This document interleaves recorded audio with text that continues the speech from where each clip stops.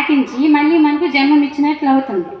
ఏ రోజైతే హృదయంలో ఉపదేశం ఇస్తారో ఆ రోజు మనకు జన్మం ఇచ్చినట్లు అవుతుంది.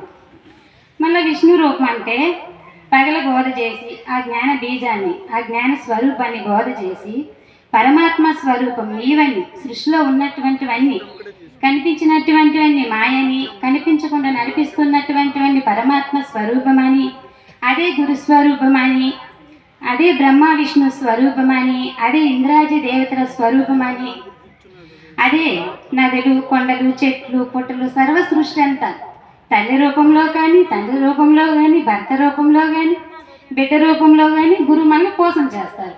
పోషణ అంటే బోధ చెప్పి ఆదరిస్తారు. ఇప్పుడు మన స్వరూపం మనకు తెలియదు.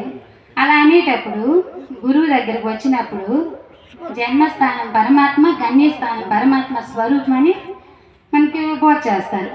అంటే అందుకే సృష్టిలో ఉండే చరాచర జీవరాశులన్నీ కూడా మన యొక్క స్వరూపం ఏ గురువు అయితే ఉన్నారో ఆ గురువే మనకు పోషణ చేస్తారు. ఇది విష్ణు రూపంగా తెలియబడుతుంది. ఇప్పుడు మహేశ్వర స్వరూపం అంటే మనలో ఉండేటువంటి భ్రాంతులన్నీ ఆత్మజ్ఞాన బోధ చేసి భ్రాంతులను తీసేస్తారు. ఇప్పుడు ఎక్కువగా మనం ఎలాంటి ఆలోచనలు ఉంటాయి?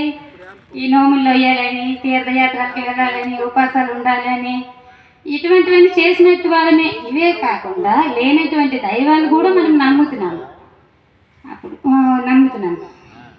గురుదేవుడు వచ్చి ఏం చెప్తారంటే నీవు ఆత్మస్వరూపుడు, సచ్చిదానంద పరమాత్మ స్వరూపుడు అని చెప్పినప్పుడు మనకు అన్నీ నయం అయిపోతాయి. ఏది నయం అయిపోతాయి?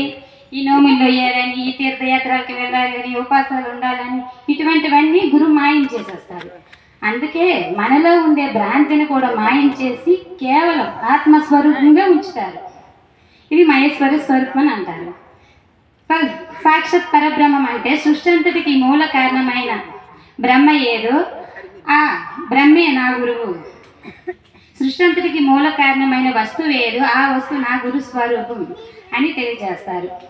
అదే కాకుండా గురురేకో జగత్ సర్వం బ్రహ్మ విష్ణు శివాత్మకం గురుతరం నాస్తి తస్మిది పూజేత్ గురు అంటే గురువు సర్వ జగత్కు మూల కారణమైన అండపిండ బ్రహ్మాండములు తన యొక్క స్వరూపం కాబట్టి గురువు అక్కడే జగత్తంతా అయి ఉంటారు. జగత్తంతా అంటే సూర్యుడు, చంద్రుడు, పంచభూతములు, అగ్ని, వాయువు, ఆకాశం, పృథివీ, జలము, సృష్టిలో ఉండే జీవరాశులన్నీ కూడా గురు యొక్క స్వరూపం కాబట్టి గురురేఖ జగత్సర్వం. మళ్ళీ బ్రహ్మ విష్ణు శివాత్మకం ఎలా అవుతారంటే మనం రాత్రి భోజనం చేసి నిద్రపోయిన తర్వాత జ్ఞాపకం లేకుండా నిద్రపోతాం.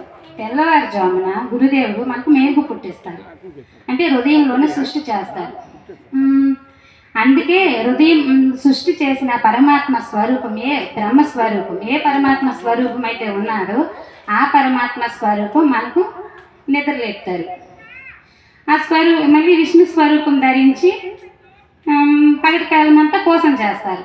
అంటే తిరగటం, పని చేయటం, భోజనం చేయటం, ఇలాంటివి చేయడం చేస్తారు విష్ణు అన్నమాట. మళ్ళీ విష్ణు స్వరూపాన్ని మహేశ్వర స్వరూపం ఉపసంహరించుకున్న తర్వాత మన శరీరంలో ఉండే జ్ఞానం అంతా లయం చేసి నిద్రావస్థ పెడతారు. ఇప్పుడు గురుదేవుడు యోగమయం ఉపరమించిన తర్వాత ఇప్పుడు ఎక్కడున్నారు బ్రహ్మ విష్ణు మహేశ్వరులు? ఆ గురుదేవుడే మనకు బ్రహ్మస్వరూపం మేల్పు తెచ్చారు. ఆ స్వరూపుడయ్యి విష్ణు స్వరూపుడయ్యి నిద్ర విష్ణు స్వరూపుడయ్యి పగలంతా జై జై సద్గురు బ్రహ్మరాజ్కి జై. సూపర్ చెప్పింది, పర్లేదు.